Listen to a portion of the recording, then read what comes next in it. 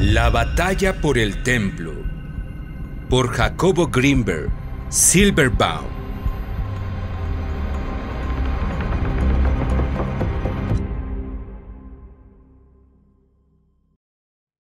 Hoy te presento el capítulo número 18, España. En mi vida he comprobado que algo o alguien escucha los deseos y responde a ellos siempre y cuando estos sean sinceros y necesarios. Por supuesto que el cumplimiento de un deseo requiere que un patrón de vivencias llegue a completarse y que previamente a su realización se hayan acumulado los méritos suficientes. En este punto, mi pensamiento es budista. Nosotros somos los creadores y tejemos una tela que más tarde o más temprano se completa en una de sus porciones y entonces, por necesidad, sufre un cambio. Si la tela se ha construido mal, su resultante no resiste los embates de la existencia y se rompe, y entonces es necesario volver a empezar. Si todos los hilos se han anudado con cuidado y los hilos son fuertes, entonces la tela resultante puede convertirse en una obra de arte. Existen ocasiones en las que parece que un poder supremo interactúa con el tejido y ayuda en su confección. Aquí mi pensamiento y sentir son judíos, puesto que aceptan la existencia de Dios. La ocasión en la cual Él se manifestó en mi vida con mayor claridad aconteció en la India. Durante mi estancia en Rishikesh, había intentado sin éxito lograr un lugar en el ashram de Sivananda.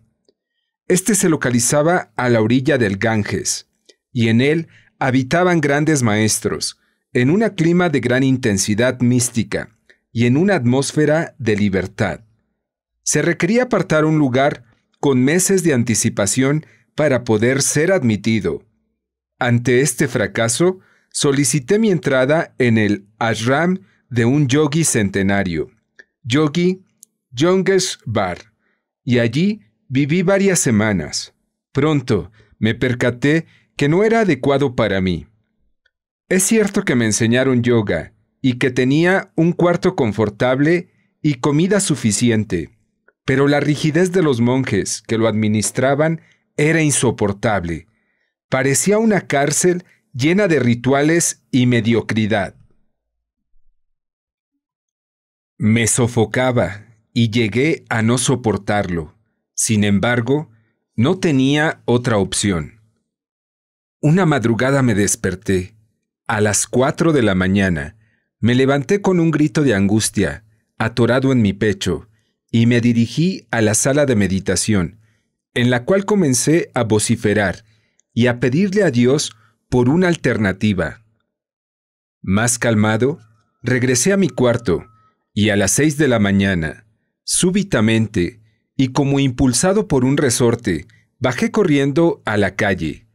En ese instante, un monje montado en una carroza comenzó a gritarme en inglés: "You are welcome! You are welcome!", invitándome a acompañarlo. Me subí a su vehículo y, emocionado y jadeante, el yogi me dijo que Dios le había ordenado invitarme a su ashram, que no era otro más que el de Sivananda. Me dijo que no entendía lo que sucedía, pero que yo debía vivir allí, y él tenía los medios para lograrlo, puesto que era el secretario del director del lugar. Existe otra condición para el cumplimiento de un deseo, y esta consiste en estar preparado para recibirlo. Lo que me sucedió en España indica que yo no lo estaba. Una tarde recibí una carta de una amiga, Magdalena Freicedo, en la que me contaba una historia extraordinaria. Esta completada con referencia de otros testigos, es la siguiente. En la década de los 50, un inmigrante europeo se dedicaba a dar clases en una de las universidades norteamericanas. Le llamaban el Viejo, por su edad y en consideración a sus conocimientos y sabiduría. Además de sus labores docentes, dictaba conferencias, escribía libros y dirigía un grupo de desarrollo de la conciencia. Un día anunció que se pensaba retirar e invitó a sus alumnos a acompañarlo con la condición de que abandonaran posesiones y apegos y aceptaran vivir una vida simple y dedicada a su propio desarrollo espiritual. Los esperó a cierta hora en la estación del ferrocarril. Cuando todos estaban listos para partir, extrajo de su bolsa un papel en el que tenía anotados de antemano los 5 nombres de los discípulos que se habían presentado. Juntos se establecieron en una cabaña situada en una reservación india y durante años se dedicaron a crecer. El maestro se llama Jacobo Albert Greenberg Silberbaum y un buen día desapareció. Los testigos presenciales afirman que salió a caminar al bosque y súbitamente se esfumó. Sus discípulos se dispersaron y cada cual se dedicó a enseñar lo que había aprendido a jóvenes interesados.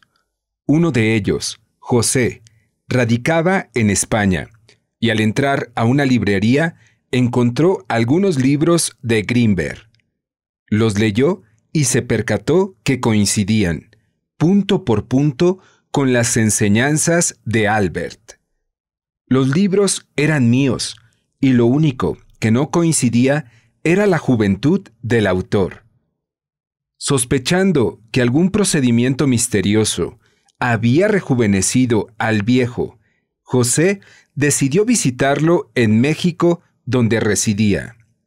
Cuando me ofreció detalles de la vida del maestro, de sus intereses y enseñanzas, me di cuenta que coincidían con los míos.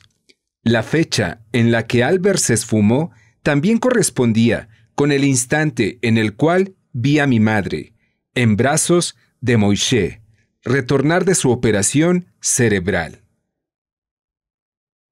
Había escuchado, de labios de grandes chamanes, sucesos de implantación y sustitución de personalidad.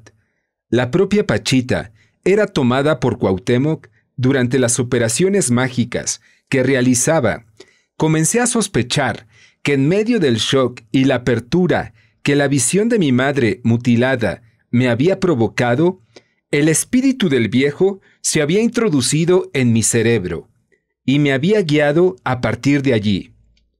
Pero entonces, ¿quién era yo?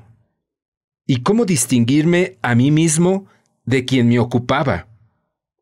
Traté de desechar tales consideraciones, porque me colocaban en una situación imposible de resolver. Y a fin de cuentas, ¿qué importaba? Si Albert me había localizado por cierta afinidad, más que mejor. Recordé las enseñanzas nocturnas de mi infancia y los mandatos para colocar mis manos encima de libros especializados para que se me transmitiera su contenido. Rememoré toda mi evolución paso a paso. Mi interés por las mimosas púdicas, mismo que había desarrollado el Viejo, el paso de los vegetales a los gatos, monos y al cerebro humano, la fascinación por encontrar una explicación para la percepción y el misterio de la conciencia y la unidad. Todo parecía planeado, paso por paso, en un orden lógico y supremo, que indicaba provenir de un guía superior. Era Albert el arquitecto del plan, y yo una simple herramienta en sus manos para realizar sus deseos. Mi intento de desechar la sospecha fracasó, y durante meses me intrigó todo el asunto. Acepté viajar a España para dictar unos cursos y conferencias. Me asombró la apertura del pueblo español, pero dentro de mí, en la porción ligada con Cuauhtémoc, desconfié de ellos, los antiguos conquistadores, y me propuse demostrarles que haber destruido la civilización prehispánica y despreciado su conocimiento había sido un grave error. Les hablé de los chamanes actuales, depositarios de los remanentes de las grandes culturas mexicanas de la antigüedad, y me satisfice al ver el asombro que provocaban mis descripciones.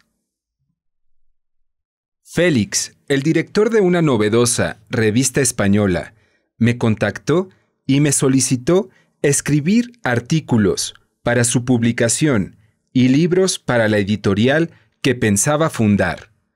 Pronto, la relación se volvió intensa y surgió el plan de construir un gran instituto y centro de desarrollo de la conciencia, del cual yo sería director.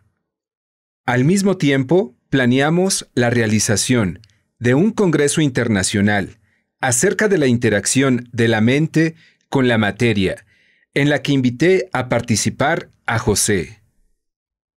Me di cuenta de que lo que acontecía representaba el cumplimiento de un viejo deseo, pero algo en mí se sentía impreparado para realizarlo.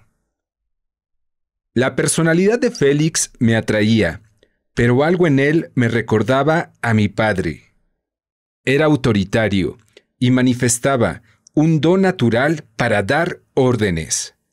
Al mismo tiempo, era simple como un niño y con un deseo inmenso de crecer y ayudar a crecer. José y él chocaron. No se soportaban y cada cual me quería de su parte. La imagen paterna, proyectada en Félix, y la lucha entre él y José conmigo, en medio, acabaron por cancelar el plan del instituto. Regresé a México hecho un desastre. Me culpaba del fracaso y me acusé por mi incapacidad, de nuevo, de superar la imagen paterna.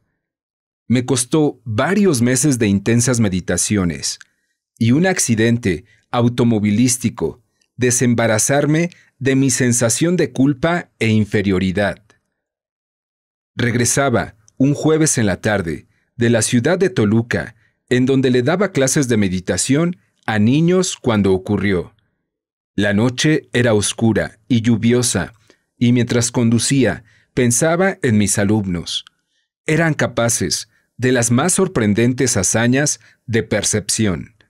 Podían cambiar su punto de referencia perceptual a voluntad, viéndose a sí mismos desde fuera de su cuerpo o viajando juntos a lugares más remotos.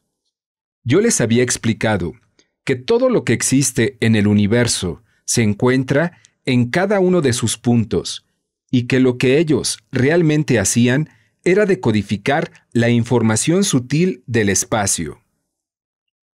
En esto me basaba en los experimentos que realizaba en el laboratorio, junto con Manuel de la Flor, un genio autodidacta que me ayudaba en la investigación. Habíamos logrado demostrar que el cerebro humano es capaz de captar información muy sutil a condición de incrementar la relación señal-ruido. Los niños aprendían a hacer esto a través de la meditación, y para ellos la visión extraocular era cosa de juego. Era encantador trabajar con infantes. Su espontaneidad y buen humor me alimentaban y rejuvenecían. Me volvía uno de ellos y jugábamos sin importarnos la disciplina o el control. Ese día había tenido un problema con el subdirector del plantel, quien había regañado a mis alumnos al verlos fuera de clase. En realidad, estaban practicando la técnica hindú de samyama, que consistía en obtener conocimiento directo de cualquier objeto o ser vivo a través de su observación. No entendía por qué no se enseñaban tales cuestiones en todas las escuelas. Los niños deberían aprender a aprender por sí mismos, a conocer su interior, a encontrarse para después tener acceso al conocimiento académico. Con mis niños eso intentaba. En sus viajes recorrían países y estrellas con su percepción acrecentada y luego, naturalmente, consultaban sus libros y manuales para corroborar lo visto. De esa manera, todo adquiría significado. De pronto, un pensamiento sombrío me invadió. Recordé mis fracasos con Félix y mi miedo a someterme ante su autoritarismo. En ese instante, choqué contra una rueda que se había desprendido del eje trasero de un camión sobrecargado. Me elevé en el aire y me fui a incrustar en contra de la barrera divisoria de los carriles de la carretera.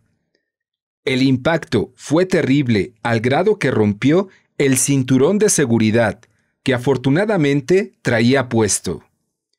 El automóvil rebotó por el golpe y quedé varado a la mitad del camino, mientras un tráiler de 25 toneladas se aproximaba hacia mí a toda velocidad.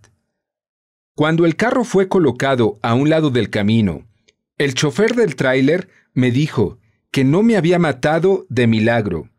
Pudo virar su dirección un instante antes del choque, y eso hizo que en lugar de incrustarse en mi cuerpo, destruyera la parte posterior del automóvil.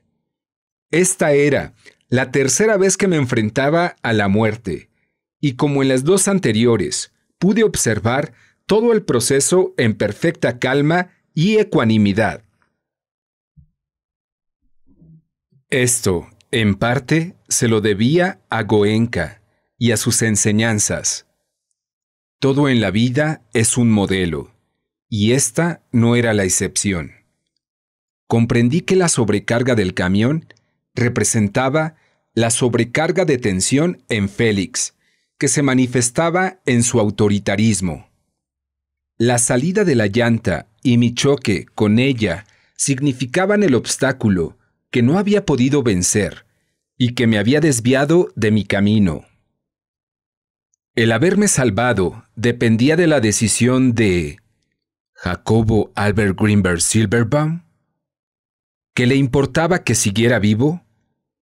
Yo tenía la impresión que mi vida ya había terminado, sobre todo a partir de mi última relación amorosa y de los sucesos en España.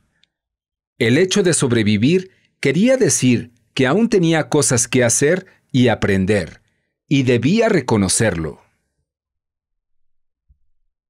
No he vuelto a ver a José.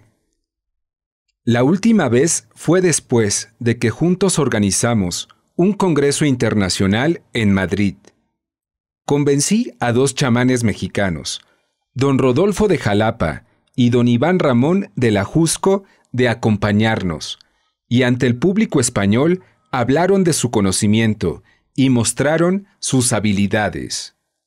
José se enfureció cuando le pedí cuentas del Congreso, y eso me hizo recordar que al invitarlo a conocer a Félix para organizar el otro Congreso, había aprovechado mi ausencia para descontarme y solicitar un porcentaje elevado de utilidades. Acerca de Albert, de vez en cuando recibo noticias confirmatorias de su existencia y de su conexión misteriosa con la mía. Muchas gracias por tu visita. No te pierdas el próximo capítulo. Mayra.